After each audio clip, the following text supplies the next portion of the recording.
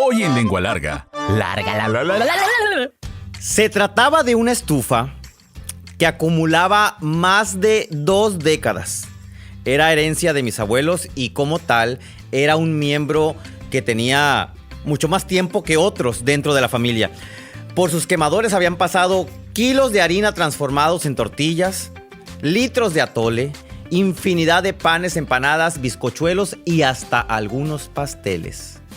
A pesar de los 10 centímetros promedio que mide una lengua humana, todos somos lenguas largas. Nos encanta el chisme, nos gusta contar historias. Y qué mejor, aquellas que hablan de comida. Donde la lengua es parte importante de la deglución, masticación y sentido del gusto. Esto es Lengua Larga, el podcast donde el chef Juan Ángel te cuenta historias de cocina, consejos y recetas. ¡Comenzamos! ¿Cómo están, Lengua Largas? Los saluda de este lado un Lengua Larga que, por cierto, acabo de comprar estufa y por eso dije, voy a hablar de este tema tan... que a lo mejor no consideramos importante en nuestra vida, pero en la casa, la parte central, que es la cocina, tiene como corazón la estufa y sobre eso vamos a platicar. Así que dispónganse para hacer una introspección hacia su ser más profundo y visualizar cómo era o cómo es, porque a lo mejor todavía existe, esa estufa perfecta. ¡A picar cebolla! Lengua larga, Era amarilla y se trataba de una estufa que tenía más de 2 décadas en la familia y fue heredada de generación en generación. Las estufas ahorita duran en promedio, una estufa doméstica, o sea, que fue diseñada para una cocina del hogar, dura en promedio 16 años. ¿Sí? 16 años en la que a lo mejor se van a empezar a descomponer ciertas cosas, se van a enchuecar las parrillas, pero la estufa va a seguir siendo útil, ¿sí? Esta estufa, como dicen las mamás, eran de aquellas viejitas, de las que ya no se hacen, que eran pesadas, de fierro, súper pesadas, que tenían unas parrillas de un acero macizo, no de ese acero que ahorita se levanta con la yema de un dedo porque es poroso, súper liviano. Y por esa estufa habían pasado ollas tamaleras, ollas de menudo, hojas, charolas llenas de pan de vieja.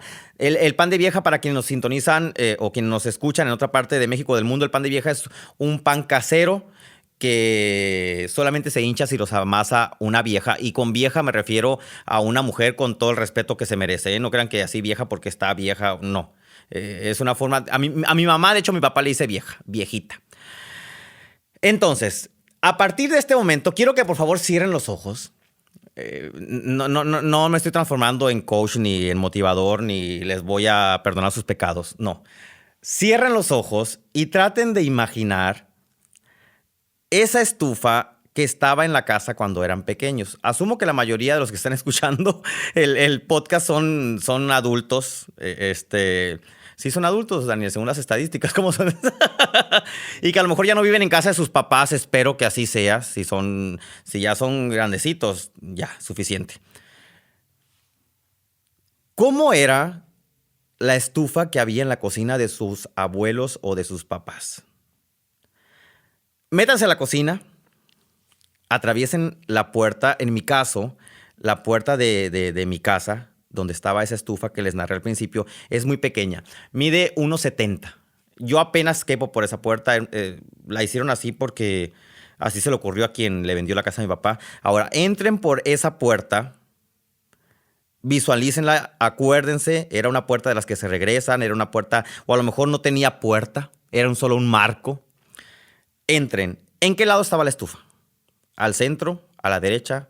¿A la izquierda? ¿Pegada a la ventana? ¿Ya la localizaron? ¿Qué tiene encima la estufa?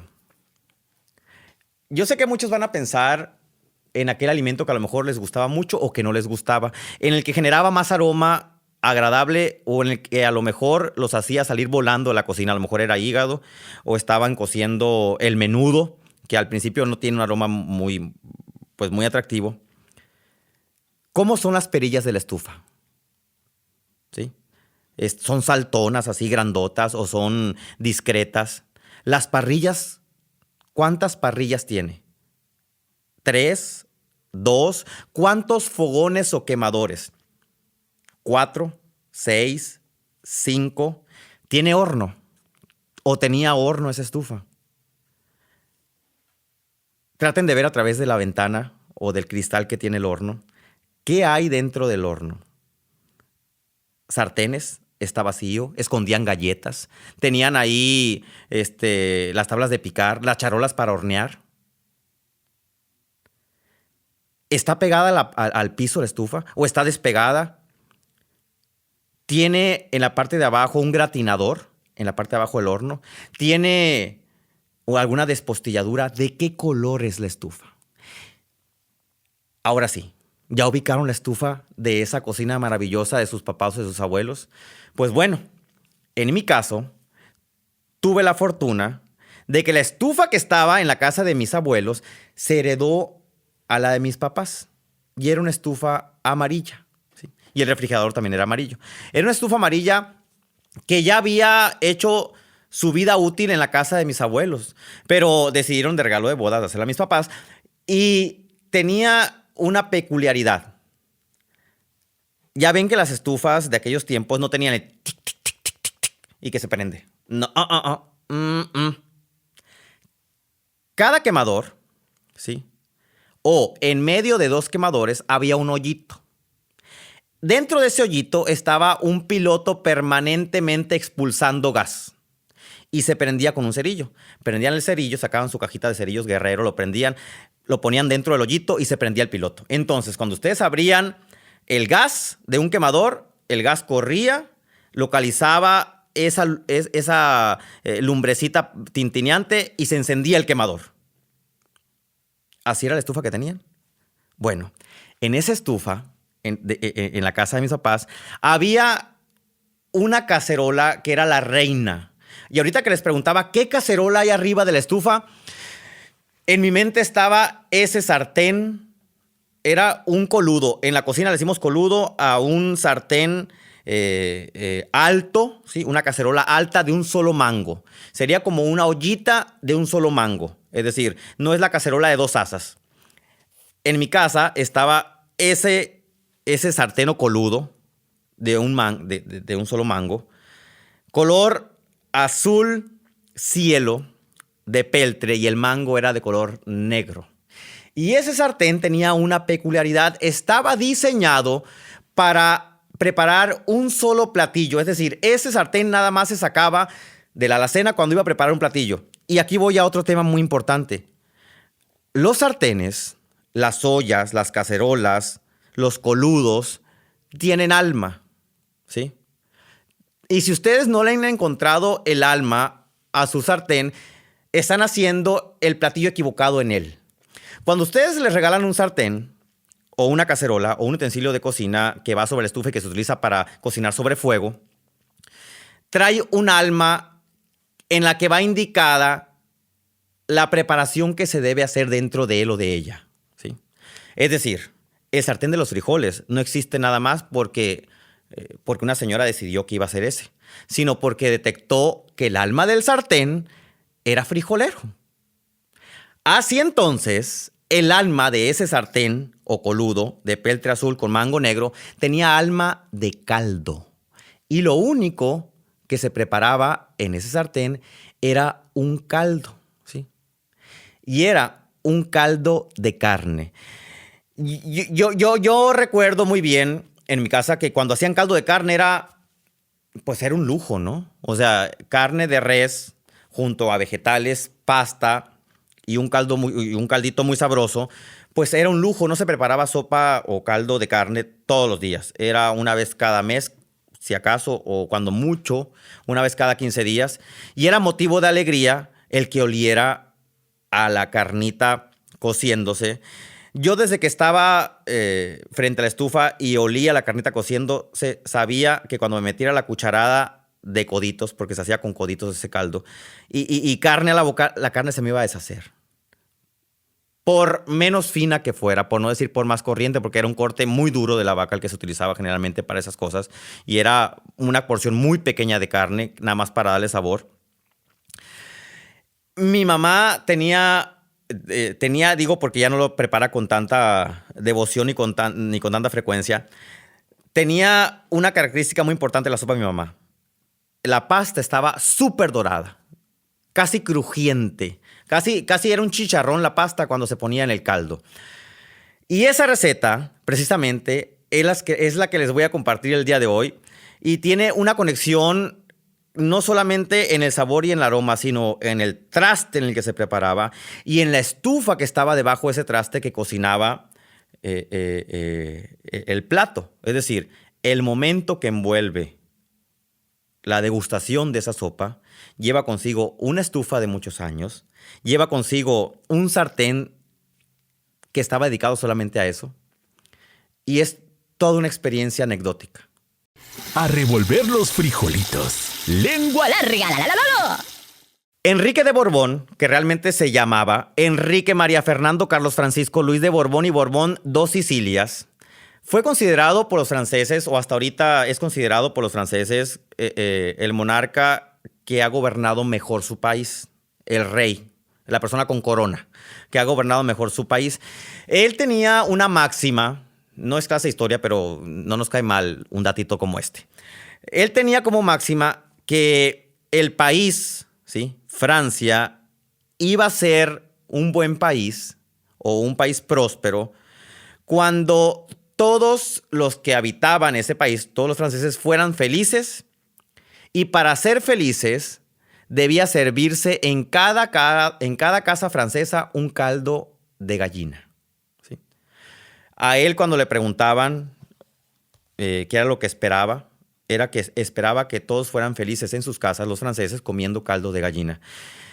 Y fíjense que el caldo, el caldito de pollo o de res o de fideos o de lo que sea, históricamente estaba adjudicado a las clases sociales bajas. ¿Sí? El caldo históricamente se diseñó para hacer rendir un trozo pequeño de carne.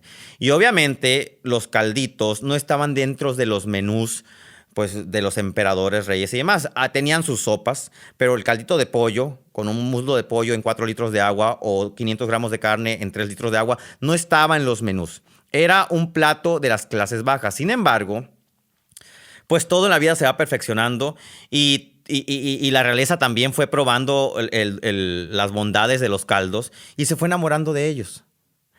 Y fue en ese momento cuando se dieron cuenta que el caldo es un vehículo transportador de algo que no transporta en ocasiones los frijoles, ¿sí?, ni el bistec ranchero, ni los pasteles. El caldo tiene una peculiaridad sobre los demás alimentos que se preparan sobre una estufa, y más sobre una estufa como la que acabo de mencionar. ¿Es el conductor o es el mejor conductor del abrazo amoroso de una madre? En un caldo podemos encontrar, en una sopita podemos encontrar ese vínculo tal como lo es el cordón umbilical con nuestra mamá. Y en el momento que dejamos de ver a nuestra mamá, por la razón que sea, nos fuimos a estudiar, falleció, vivimos en otro país, etcétera, en otra ciudad, siempre añoramos ese caldito. Y siempre que queremos tener un plato de ese caldo frente a nosotros, olerlo, que el aroma entre casi hasta nuestro cerebro, contagie de alegría nuestras neuronas y empecemos a saborearlo y tener ese abrazo de mamá. Mi mamá tenía un caldo para abrazar y esa es la receta que les voy a dar a continuación. Échale queso. Lengua larga. En esa estufa amarilla que tenía más de 2 décadas, en mi casa debió haber tenido 8 años, más o menos. Número 1, les voy a narrar paso a paso. Mi mamá sacaba de la alacena que está a un costado izquierdo de la estufa, en la parte alta, ese sartén. Había 2 sartenes de esos. Uno era para hacer duros, freír duros, y el otro era para hacer caldo de carne. Solamente caldo de carne. Entonces, cuando nosotros veíamos que iba a bajar ese sartén, decíamos, ¡hey, va a haber caldo de carne! Ponía el sartén y le ponía bastante agua, exactamente 4 litros de agua. 4 litros de agua, y ahí agregaba 500 gramos de carne. Es decir, por cada litro de agua eran como 125 gramos de carne. más o menos. Y era carne para cocer. Puede ser aldilla, espaldilla, chambarete. No, chambarete era muy lujoso. Podría ser algún tipo de retazo, lo que le hayan quitado así a la carne que hicieron cecina para la machaca. Eran trocitos de carne picados muy pequeños. Y los ponía a hervir con 2 cabezas de ajo. Las cabezas de ajo tienen que ir completas, sin pelar los dientes. Y una cebolla cortada a la mitad. 500 gramos de carne para cocer, cortada en cubitos. Comíamos 4 con eso, 2 cabezas de ajo, es muy importante. El ajo es la parte principal. Si escucharon el episodio del pavo lleno de ajos, no vas a ver así. No crean que vas a ver como tanto ajo. Una cebolla a la mitad. Lo ponía a hervir y eso lo hacía en cuanto terminaba el desayuno. Yo me acuerdo que tapaba el coludo, la cacerola, y después de ese hervor por horas de la carne para ablandarla, el motivo principal de tanta cocción era para ablandar la carne y que fuera más fácil de comer. Pero un objetivo secundario era darle sabor al agua, que supiera a carne, a ajo y a cebolla. Después, en otra sartén, cualquier sartén de ahí de abajo, de los sartenes plebeyos que no tenían como un lugar altísimo en la cocina, sacaba uno, le echaba aceite, bastante aceite vegetal, que se cubriera completamente el fondo de la sartén y echaba una bolsa de coditos. El sartén tenía que estar muy caliente, el aceite humeando. Echaba los coditos, 200 gramos, que es generalmente lo que trae un paquete de coditos, y lo empezaba a mover para que los coditos se doraran tanto que la mitad más o menos de los coditos quedaran negros. O sea, negros casi quemados de tan dorados. Yo me acuerdo que la primera vez que vi a mi mamá haciéndolo, que la vi concentrado, le dije, mamá, se te quemó. Y me dice, no, ese es parte del secreto para que la sopa quede tan buena o para que el caldo quede tan bueno. Entonces, tenía que casi quemarlos. Ya que estaban bien quemados, les echaba un chile verde crudo en trocitos, sin las semillas, un jitomate cortado en cubos, 2 papas, ¿sí? Las papas también peladas, cortadas en cubos, 2 zanahorias y lo guisaba rápido, destapaba la cacerola donde estaba la carne y vaciaba todo. Era como cuando están echándole la manteca a los frijoles. Ese era el mismo aroma y la misma sensación y el mismo chasquido del aceite en la cocina y una humareda. Y la pasta se empezaba a cocinar. La carne ya estaba blanda, ya habían pasado 3 horas de la cocción. Se empezaba a cocinar la pasta junto con las papas y junto con las zanahorias. Y ahí era donde sucedía la magia porque se empezaban a impregnar todos los sabores. El sabor del caldo era lo que penetraba la pasta. El sabor del caldo era lo que penetraba las papas, lo que penetraba las zanahorias. Y era un caldo, una sopa perfecta. Al final, cuando las papas ya estaban cocidas, que era la forma en que se sabía que ya teníamos que apagar la olla, le echaba medio mazo de cilantro. Pero el cilantro se lo echaba completo. Así.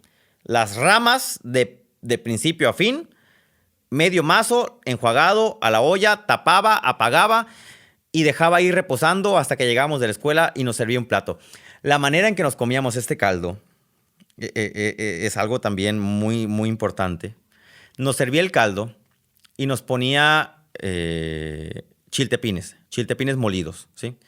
No había chiltepineros, no sé por qué no había chiltepineros, nunca me he preguntado. Yo conocí los chiltepineros como a los 24 años cuando llegué a Hermosillo.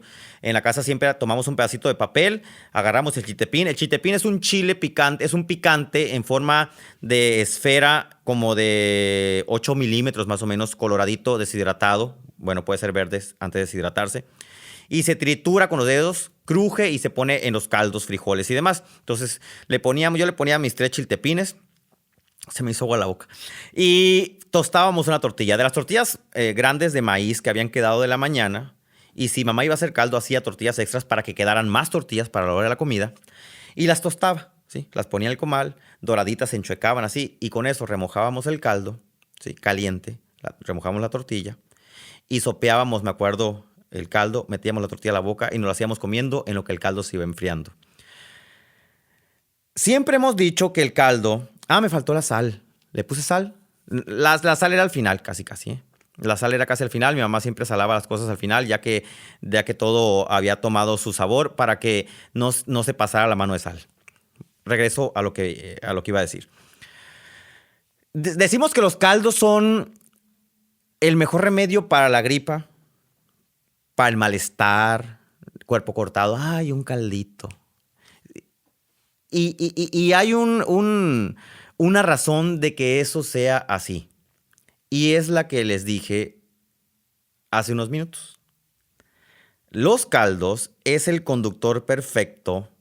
Si ustedes tienen la mamá más áspera, que yo no concibo una mamá así, no he conocido una así, que a lo mejor no le gusta abrazar, que no le gusta dar cariño, pero a través de un caldo es inevitable que no lo haga.